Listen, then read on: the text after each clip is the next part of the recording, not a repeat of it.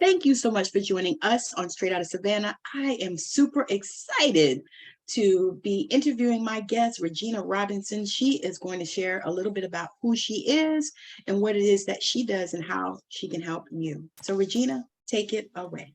Awesome. I'm excited to be here with you, Tammy. Thank you so much for allowing me to share this platform and to be present with you, because you're amazing as well, right? Thank you. All too often we focus on the guests and we forget how great the person who is that is interviewing us.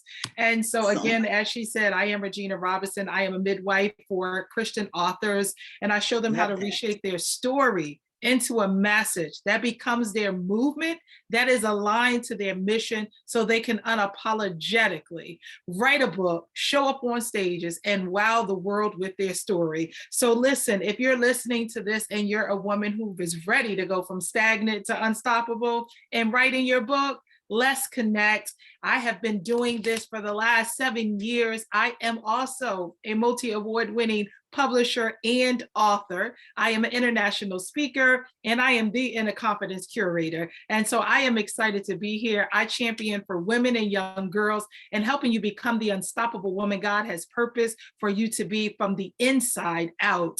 And so let's get ready to have an amazing time. I'm excited to be here, Tammy. I don't want to bore them with all my bio, because they will learn about us more as we go through our conversation and our dialogue. Yes, I love it. This is gonna be fun. I am super excited to be here with you, because when I looked at some of your stuff on, I think it was LinkedIn, right? Yes, LinkedIn. Some of your stuff, I was like, wow, she is amazing, and all the things that she's doing, especially the running the 2 businesses. Yes, absolutely. And you still work, right? No, so I'm a full-time entrepreneur. Okay, all right. 12 years in what? Because they say, statistics say businesses fail in the first 5 years. Well, just like I said, that's a myth. That's a statistic. I am 12 years in full-time entrepreneur. Oh, wow. Now, see, that is awesome. That is awesome, because the thing is your background, you come from an education background, correct? Yes, absolutely. And that is to be an entrepreneur 12 years in, coming from that background, is not that common, is it? No. So I was 9 years in the education arena. I taught high school students. I taught business classes, entrepreneurship. I'm a certified Nifty entrepreneurship teacher. Oh, wow. Okay, and I also taught other business classes. Then I went on to be a college professor as well, where I taught English and business courses. So listen, coming from education to an entrepreneur, most people say, I wanted to become an entrepreneur. I was an entrepreneur part-time as a teacher. And so I was okay with that until my job, the school that I worked at, because I brought a program to their school, lost the funding to run the program anymore. And so I went from overnight being a part-time entrepreneur, full-time educator, to being a full-time entrepreneur. But just like I said, won't he do it? 12 years later, I'm still standing and rocking. Yes, that is, that's amazing, especially with the type of business that you do. Yes. Because it's a certain type of client that you're looking for. Oh, absolutely. Absolutely. So share a little into that. So the education arena, because I have 2 businesses, that business is a college planning services for high school families and also for college students. So I work and mentor and coach high school students on how to navigate winning the game of college admissions. I have helped students succeed and gain over $25 million in scholarships and grants over the years. I've worked with hundreds of students over the years, and I've spoken in front of thousands of students over the year to give them the tools and resources to win the game of college admissions.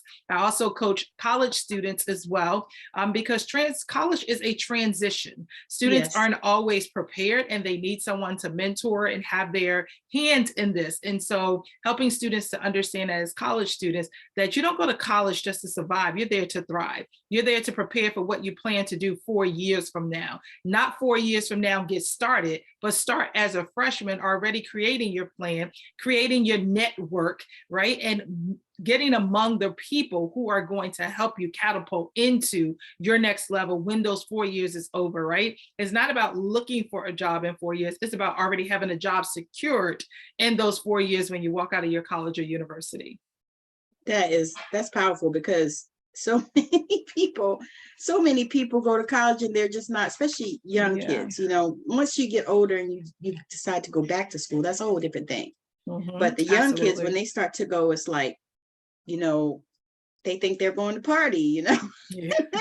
Now you want to have fun. You want to have fun, but you want to have a balance, right? You want to have your priorities in order. Yes, yes. And that is something that I know that is so needed in this society, just because of the nature of college and what people, think of it.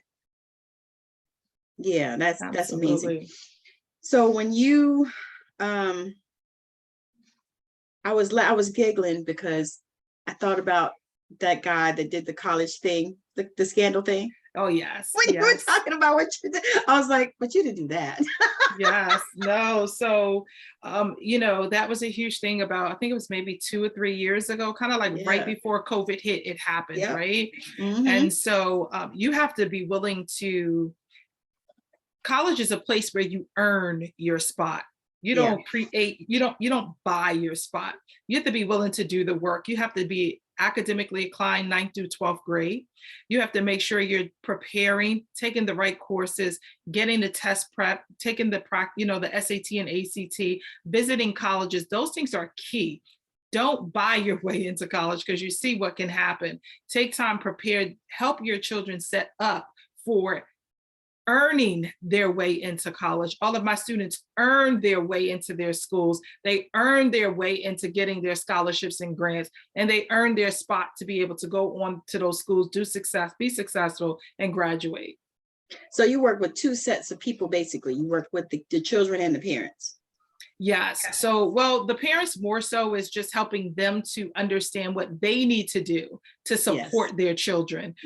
And we're helping them. My program is designed to help students that are high school students become self-advocates, because when they get to college, your parents can't do anything for you. It is all about you being able to go in there and handle business. And so our program is designed as a way to set the students up, so they're already ready to understand what it means to handle themselves, what it means to meet deadlines, what it means to show up, right? What it means to follow up, what it means to send messages and not look for their parents to do it, because their parents won't be there to do it for them when they get to college. Because so many, I'm finding that in this particular generation, so many people are waiting for someone else to do something, children. And I honestly, I tried to prepare my children against that.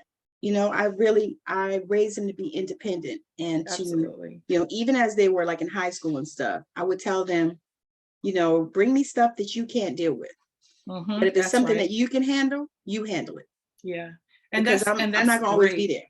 That's a good thing, right? Because we can't always fight all of our children's battles. It's like, first you start with the line of communication. If there's no response after once or twice trying, then that's when parents should get involved. But you first need to allow your children to advocate for themselves.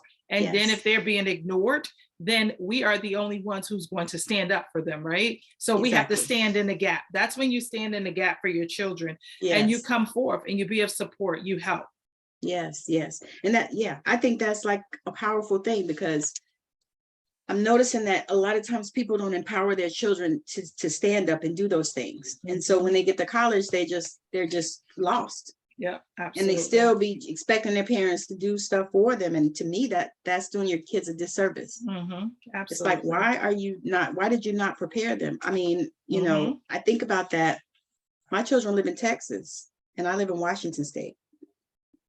Yeah, because they've learned how to be self-advocates, right? They navigate for themselves and they know, what to do. Now, my sons will call me and say, Mommy, what do you think about this? Blah, blah, blah. And I'll give them my opinion and tell them what I think. But ultimately, the decision is theirs.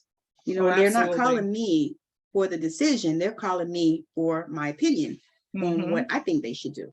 Yeah, and I think as parents, that's key, right? For them to always feel safe enough to come to you and say, here's what I'm doing or considering. What is your thoughts around it? So that's key.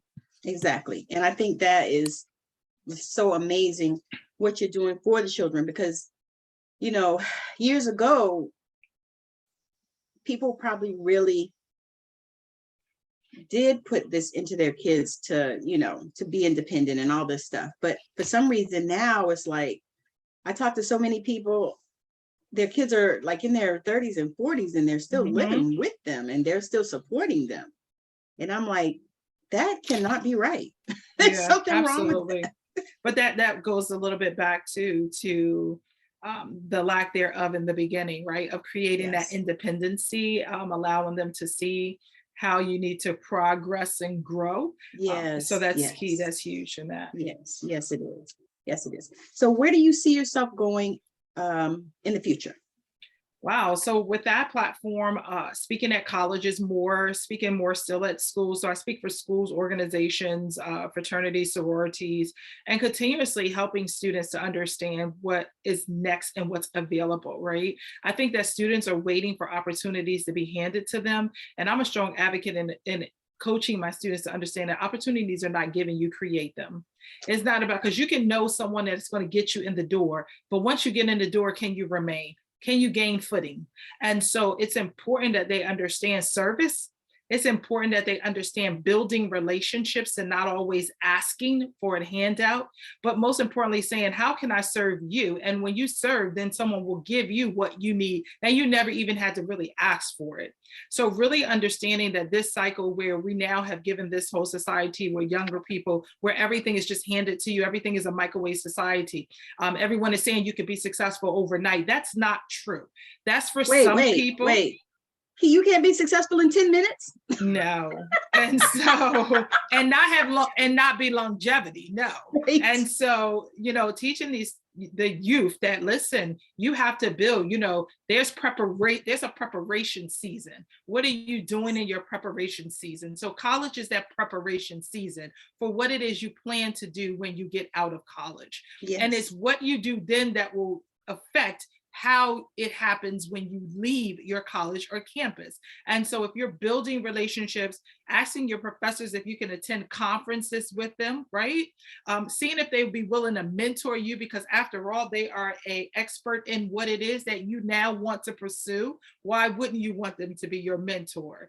And so it's all of those things that are going to be key for young adults to be successful already in building their footing for whatever career they're going to go into. So I'm going to continue pouring in and serving these youth and supporting these families so that they can understand that you can go to college without going into debt. You do not have to go into debt to go into college. You do not have to borrow from your 401 to go send your kids to school. Now, for some, that might be the case, but that's not the ideal way. And most importantly, right, you don't have to get a GoFundMe, because what happens when people stop funding you? What are you going to do? So we want parents and families to be able to have the momentum to find schools and allow the students to pick places they can call home for 4 years. That's going to yield results for them in the end. Yes.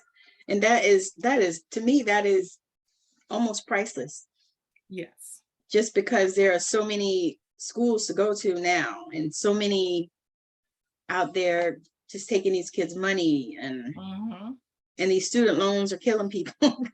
Yes, absolutely. They get out of school with $200,000 in debt and they haven't even bought a house. Absolutely. And it's scandalous. And I'm just disgusted with the people that are fighting the student loan thing. Oh, it's like, why are you fighting that? Yeah, y'all know that stuff is too expensive anyway.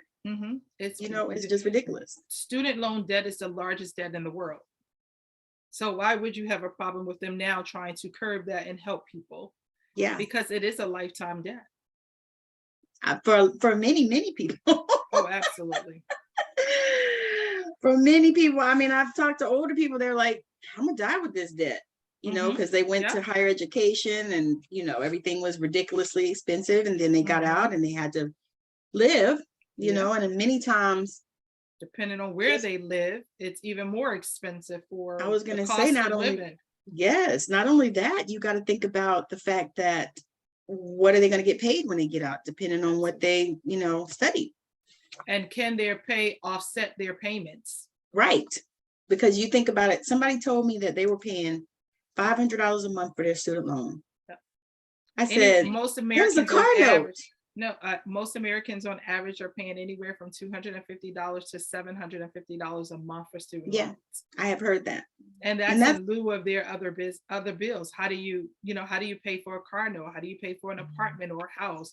So, excuse me, all of those things come together combined, and it makes it a hardship for most people. yep, that is so real. Because the thing is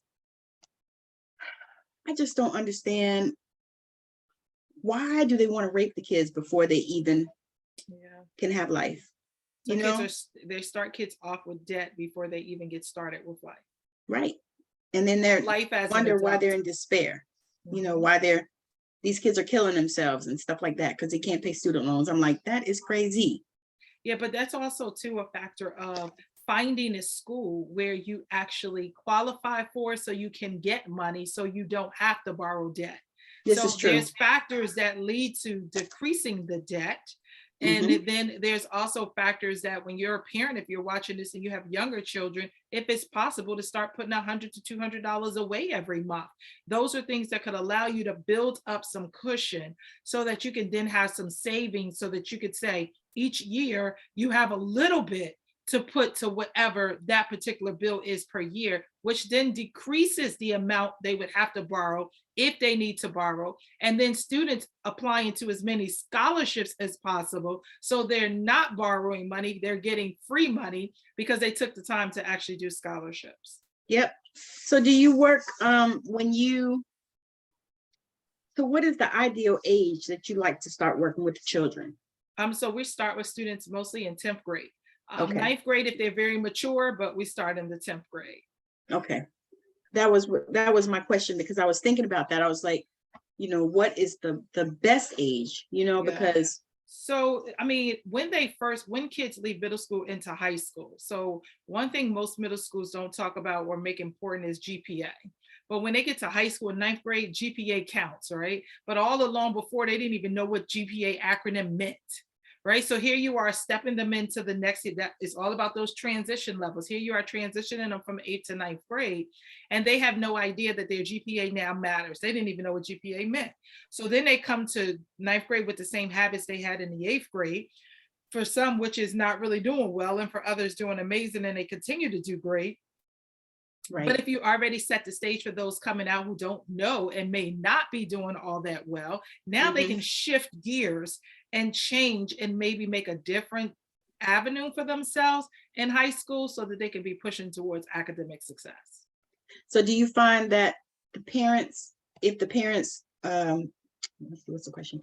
The involvement of the parents makes a difference? The culture so you should be creating a culture of college, a college culture in your household as early as elementary school. I believe in that. As they get higher, you increase that culture.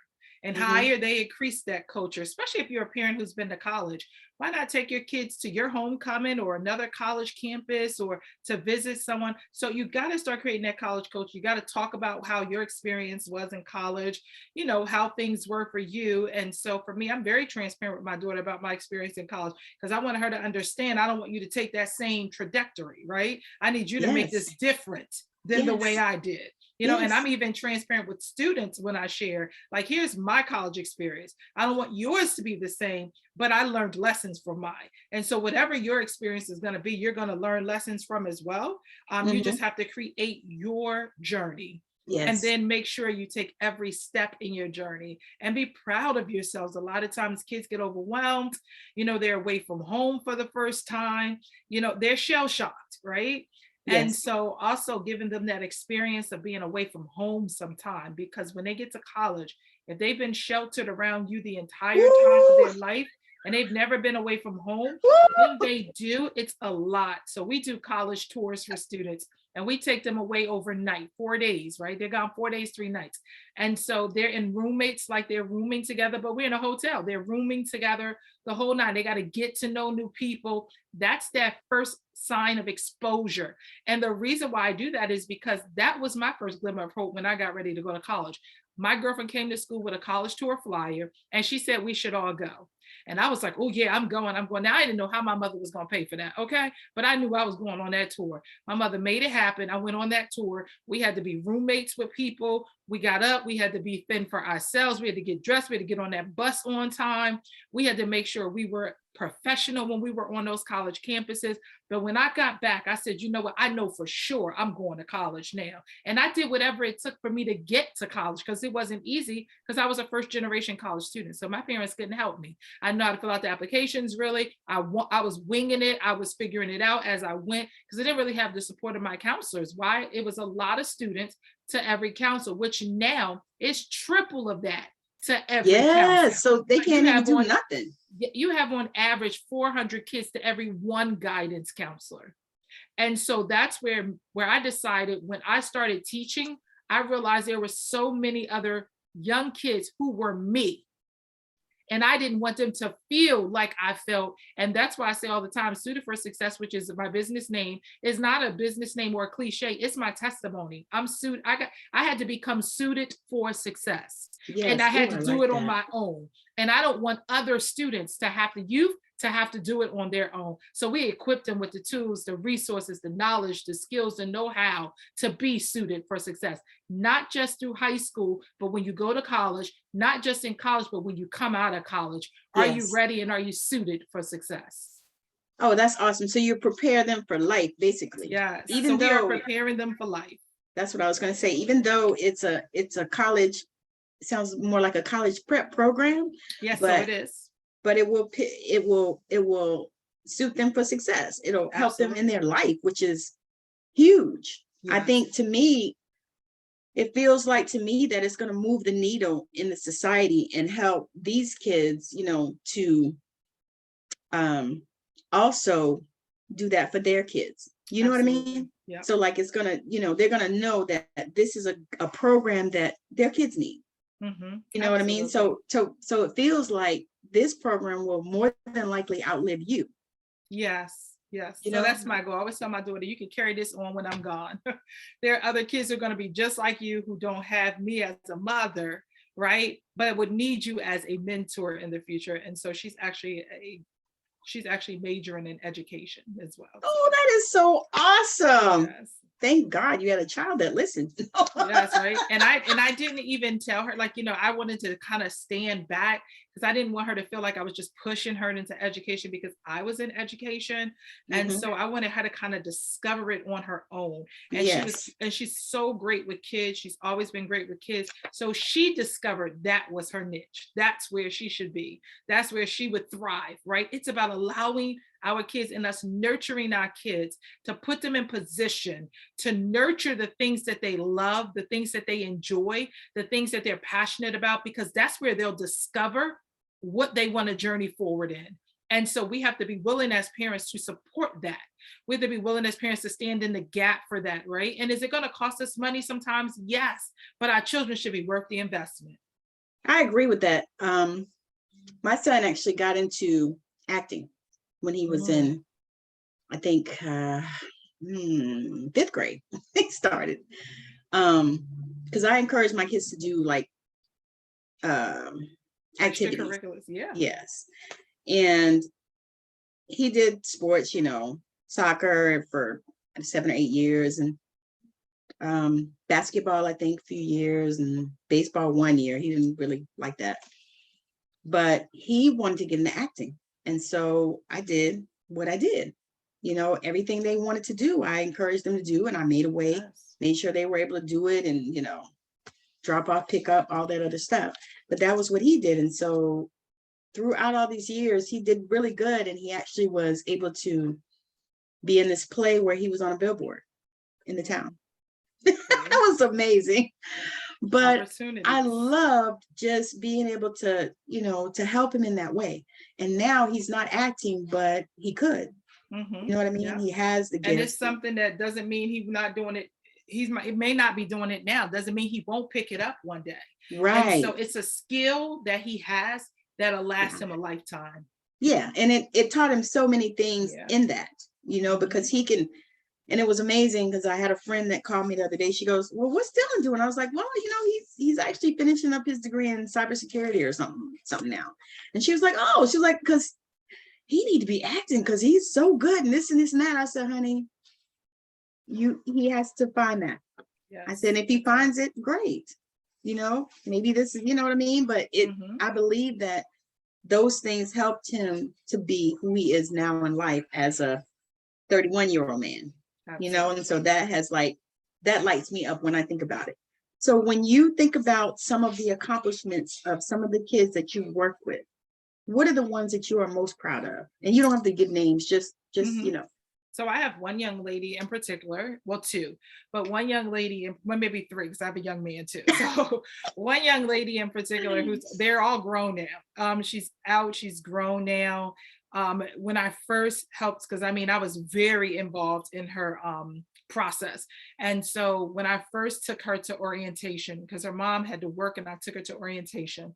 So when I first took her to orientation at her college, she said, Miss Robinson, I don't think I fit in here. I'm not sure this is where I want to go. And so I pulled her to the side and said, look around the room, see different people.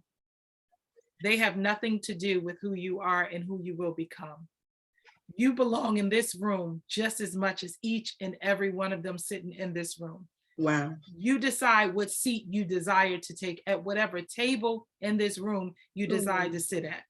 It is you who decide whether you believe you belong here or not. And so she stayed and I left.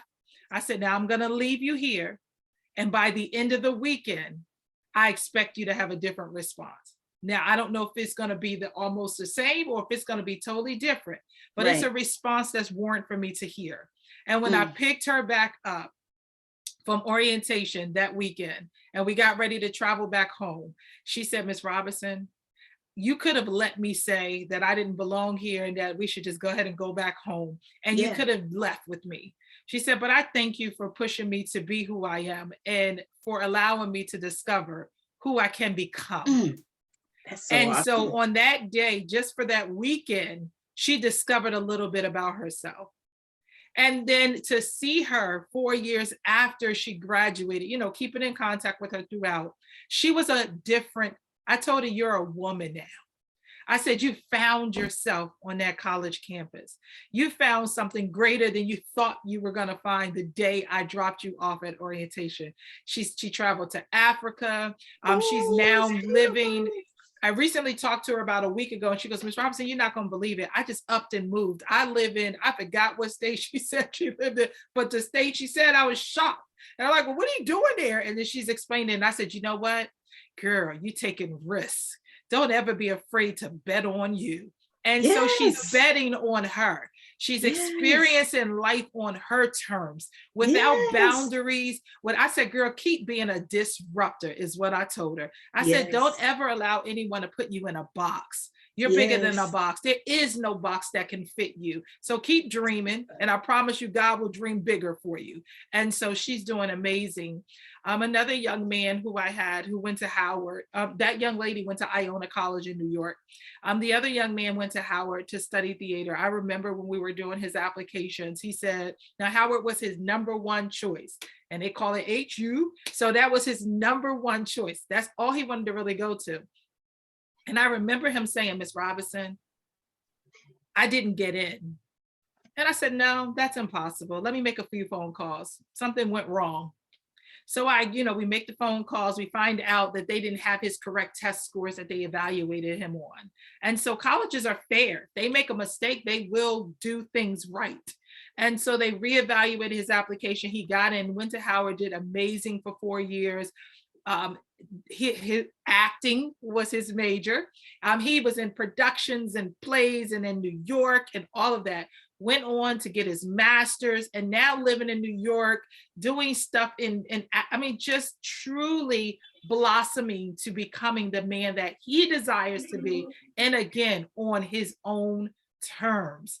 And so when these youth become adults and they learn to do what they want to do on their own terms. And I remember him saying, Miss Robinson, you always told us that we could do whatever we wanted to do and on our terms. I'm doing things my way and on my terms. And I just thank you for that. So I'm always grateful when my kids come back, and not that I'm looking for them to pat me on the back, but I'm looking for them to say that, you know what, you were an impact and an influence in my life. Yes. And that what you gave, I can now deposit that back into another youth, Yes. right? And Yes. pour back, right? Because Maya Yes. Angelou says, when you reach up, reach back and get someone else, right? Yes, And so yes. if I can teach them anything, it's that if I've reached back to get you, you need to now reach back and get somebody else. Yes. And that's the ultimate celebration for me as a college coach. That is so powerful, because the thing is we can all go and be forward. And just like you said, your first generation college, many people are like that, you know, Yes. many people. And we can all do that, and we can all say, okay, this is what we're going to do. But the thing is to reach back and grab somebody else, to know that you have something that you can bless and give somebody else. Yes. That's huge. And that's really what we want to do. And that's what we want to inspire in our young people. Mm-hmm. Absolutely. So that I celebrate you for that, because that is so amazing. And I would wish that you could get this to like every kid that needs it. Yes, I really did. I really do. Know, that is my hope and my prayer for you. Yes. Super excited about that. All right. So share a little bit about how the people can connect with you. Absolutely. So we're on all social media. We share college bound tips daily on our social media.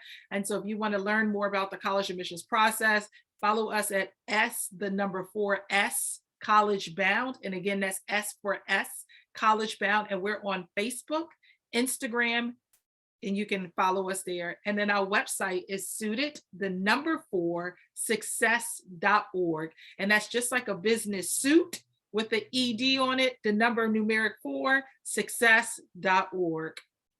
Okay, gotcha. So all of her details also will be in the description, so you can click on it and find her wherever she is. I'm super excited to just be having this conversation, and that we have had this opportunity to do this, because I know that so many people out there need this information, because kids need, you know, they need to go to college. And, you know, the reality is college is super expensive. Yeah. And the other thing is too, to me, this program gets them suited for success. It gets them suited for life. It's not just for college. So that is, to me, so huge about what you're doing. And even the other business, we didn't even really get to talk about that much. Right. This was our college time. Yes. Yes, exactly. So it's like, if you are in this space where, you know, you have kids that are going to college, or maybe you're going to college, you work with adults going to college too, right? So no, I just work with high school students and college students. So yeah. Okay.